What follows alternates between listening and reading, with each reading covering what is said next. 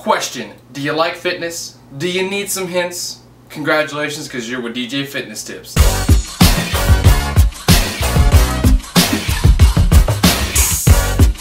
What's up everybody? Today I want to talk about scientific studies and kind of the way you should be interpreting the information that you get and ways to kind of decipher what you need to be taking as solid information and what may be not so solid information. And what spawned the idea for this video was yesterday I was on Facebook and one of my friends on Facebook said they were on their second day with no caffeine and no coffee was what they said, no coffee. And they were dealing with the headaches and the withdrawal type of thing. And someone else asked in their comments, why are you not drinking caffeine anymore?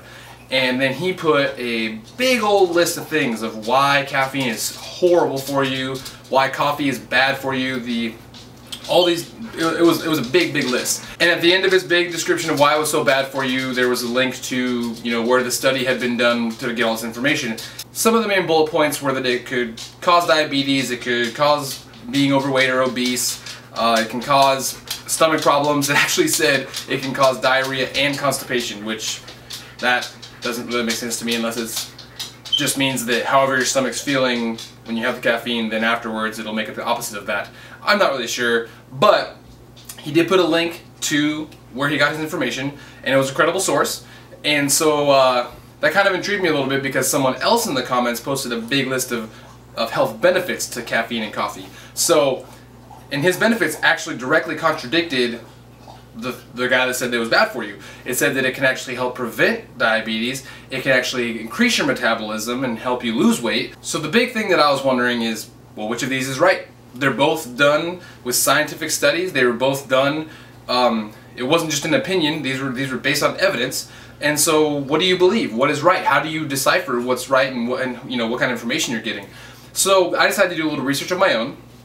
If you guys want the links to where I got my information, feel free to ask, but these are from credible sources. So the particular example that I'm using is with caffeine and coffee, but this will apply to any kind of question you've got, especially dealing with fitness and health and nutrition. You gotta make sure you're looking into the actual studies for yourself to decipher the information. So here's what I found, guys. Both of these people on Facebook were actually technically correct. The problem was they were being too general. What the studies actually show were that 4 to 6 cups of coffee a day can do all those health benefits. Good for you. They can increase your metabolism. They can help decrease your chance of getting diabetes by 25%.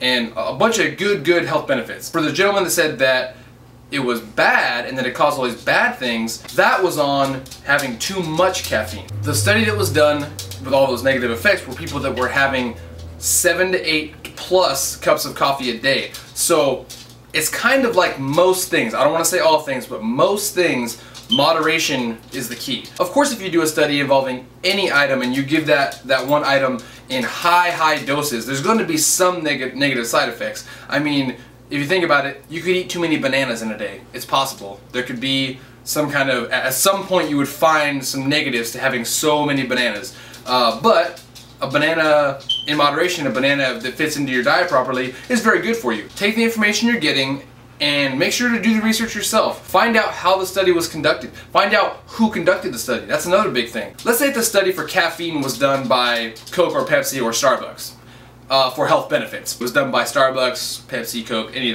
Monster Energy, Red Bull, whatever. Let's say it was done by one of them. Well, then you might need to take that study with a grain of salt, because obviously they're going to want that to be the answer. They're going to want caffeine to be good for you. That helps their product.